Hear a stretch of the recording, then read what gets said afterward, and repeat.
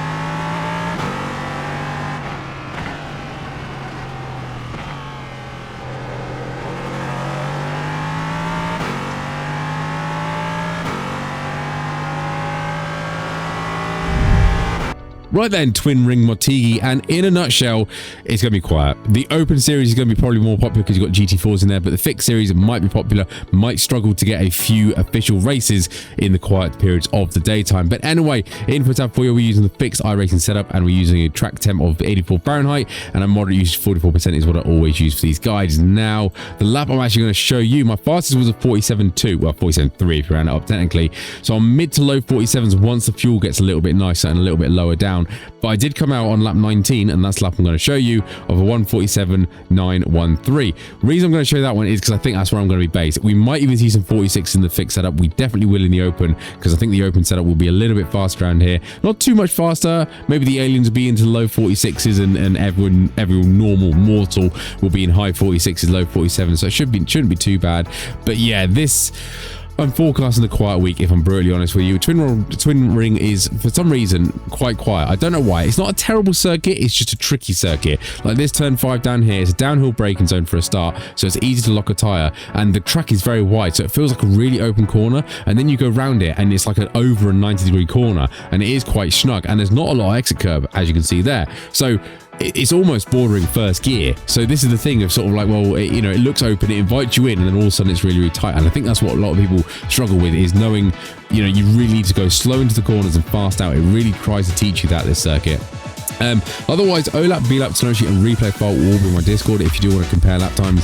And as always, I've got Garage 61 loading and running, because you can see my telemetry and log your lap against my lap and see where I'm gaining time on you or you're gaining time on me to really sort of maximize your lap times.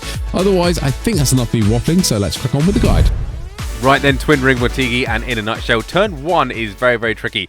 As mentioned, this circuit really opens things up and then closes it down on exits, but be cautious. Just after the 100-meter board, break down the curbing, turn it in very, very gently, but keep deaccelerating. Don't worry about clipping this curb too much. We want to get the car slowed down and rotated so we hit this little curb here on apex. Get a smooth application of throttle, because the rear end will step out a little bit, but try and use all the track to the left-hand side. That is a very, very tricky corner, and you can get overtakes in it, but be careful. Really slow it down before the second part. Bring the car over to the right hand side now, and just after the 100-meter board, but before the 70, we want to brake again in a straight line. Try and avoid them cones. They can get stuck in your car and they can affect your aero. Loads of apex curb here on the left hand side, but again, be cautious of exit here. There's not a lot of curbing, and look at my throttle. I don't reach full throttle until I get this corner bang on. I want to get to that apex and make sure I'm on full throttle so I don't touch this grass here, because there's a stupid off track on exit there, so be cautious. Down the hill now, braking zone is downhill, so be cautious again. Bring the car over to the left hand side after the 100-meter or just before actually, 400 meter board, stand on the brakes, get it really, really slow down. Look how wide the track is, and yet look how tight this corner is. Second gear first if you need it as well. Nice little tickle on the apex there, and again, be cautious on exit because there's not a lot of curbing. Smooth application on throttle, go up the gears under the bridge, keep it on the left hand side to try and open this absolutely flat out right king. GT4s around there will be interesting, so be cautious about that as well. Start of the curb here on the right hand side, brake down it again, and as the curb ends just before, you want to turn it off. Easy through here, let the car gentle and settle down, and then be cautious through here again. I'm saying cautious a lot because it's a dangerous circuit, but dabber brakes around here. Hug this curb like it's your favorite nan until it ends, and then let the car feed out to the left hand side here. Again, don't run too far wide. Bring the car back over to the right hand side of the circuit, and at this point, just before the 50 meter marker, brake in a straight line. Second gear, you might need to go down to first just to get a little bit of rotation.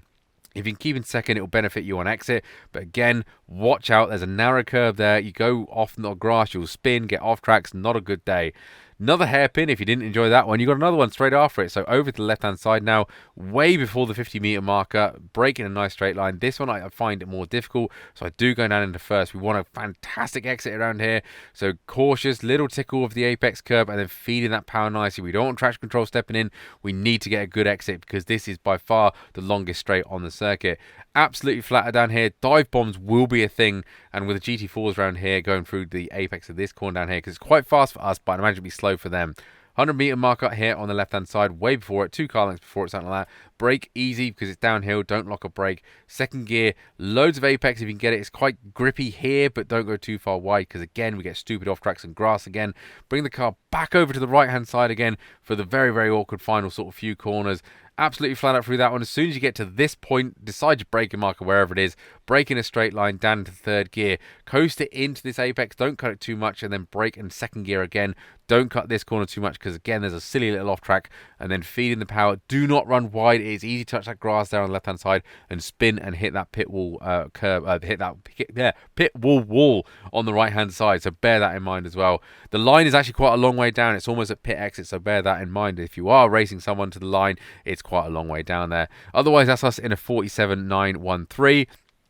This is I don't mind this circuit. There are worse circuits out there in my opinion. For some reason it will be a quiet week, so make sure you finish. I imagine the aliens will be disappearing off and getting easy wins, and I think it'll be the rest of us battling. And the open session will be interesting because there's a lot of corners in here that the LMP will be a lot faster, particularly into the breakers on turn 1, and a few of the accelerating corners that we've gone through around as well will be so much faster than GT4s in there. But it is a big circuit, so we should only see them once or twice going around the race, so it's not too bad. Otherwise, don't forget, if this video did help you out, don't forget to like and subscribe and lovely YouTube stuff, and I'll catch you on the next one.